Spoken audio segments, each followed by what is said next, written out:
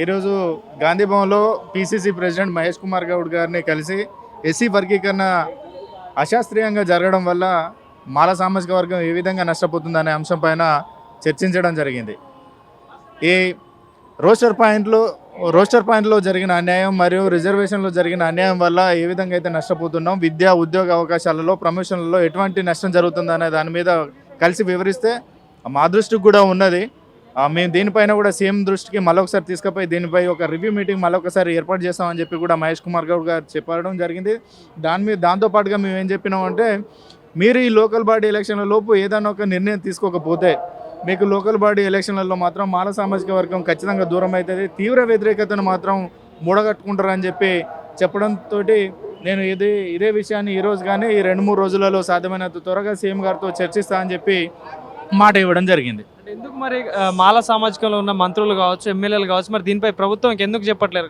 చెప్తా ఉన్నారు కానీ వాళ్ళకుండే రాజకీయ అవసరాలు వాళ్ళకుంటే ఎవరినైనా ఇప్పుడు మేము విద్యార్థులు మేము నష్టపోతున్నాం, మాకు బాధ ఏందనేది, ఆ నష్టం ఏందనేది మాకు తెలుసు. రాజకీయ నాయకులకు ఆల్రెడీ వాళ్ళు గెలిచిరు, ఇంకో 5 సంవత్సరాలు 2 సంవత్సరాలు అయిపోయింది, ఇంకో 3 సంవత్సరాలు అధికారంలో ఉంటారు. వాళ్ళ బాధ వాళ్ళకు ఉంటుంది. గవర్నమెంట్లో ఉన్న వాళ్ళు గవర్నమెంట్కి వ్యతిరేకంగా ఉండలేరు. కాబట్టి ఎవరైతే నష్టపోతున్నారో వాళ్ళ తరఫున మేమైతే ఆ బాధను మేము తెలుసుకున్నాం కాబట్టి, ఆ బాధ ఏందో మాకు తెలుసు కాబట్టి మేము వాళ్ళ తరఫున మాట్లాడడం జరుగుతూ ఉన్నది. సీఎం గారితో మాట్లాడతా అని చెప్పినారు. దీనిపైన త్వరితగతిన ఏదో ఒక మీకు నష్టం జరిగిన మాట వాస్తవమే, దీనిపైన సీఎం గారితో చర్చించి అతి త్వరలో ఒక నిర్ణయానికి వస్తామని చెప్పడం జరిగింది. ఈరోజు తెలంగాణ రాష్ట్రంలో నా మాల సమాజం దాదాపు 40 లక్షల మంది ఉన్నటువంటి నా మాల సమాజానికి మొన్న మన గౌరవ ముఖ్యమంత్రి రేవంత్ రెడ్డి గారు ఏదైతే జీవో నంబర్ 99 తీసుకొచ్చిండో, వర్గీకరణ కార్యక్రమం అనేది చేపట్టిండో, దానివల్ల ఇలా 59 కులాలు ఉన్నటువంటి ఎస్సీలలో 58 కులాలకు పూర్తిగా వర్గీకరణ చట్టం వల్ల పూర్తిగా అన్యాయం జరుగుతుందనే మాట ఇలా తెలంగాణ ప్రజలందరికీ కూడా ఈ గాంధీ భవన్ సాక్షిగా మేము విజ్ఞప్తి చేస్తూ ఉన్నాం.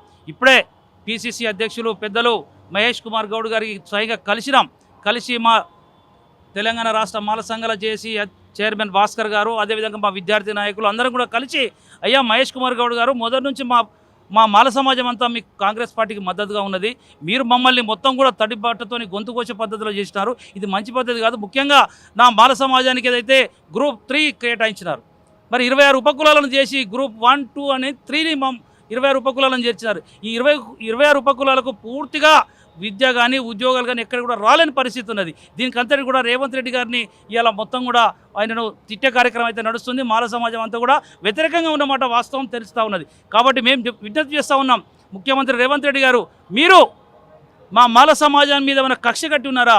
మా మాలల మీద మీకేమైనా వ్యతిరేకత ఉన్నదా? మీరు తండ్రి లాంటి పదవి మీద ఉండి మా అందరికీ కూడా అన్యాయం చేస్తే తెలంగాణ రాష్ట్రంలో మరి మీకు పూర్తిగా ఎదురుగాలు వీస్తాయనే మాట గాంధీ భవన్ సాక్షిగా తెలియజేస్తా ఉన్నాం. అట్లనే మాల ఎమ్మెల్యేలారా, మాల మంత్రులారా, మీరందరూ కూడా ముఖ్యమంత్రి గారి మీద ఒత్తిడి తీసుకురావాలి. మన మాల సమాజం అంతా ఇబ్బందులో ఉన్నది. మన విద్యార్థులందరూ కూడా సీట్లు రాకుండా ఇబ్బందులు ఉన్నారు.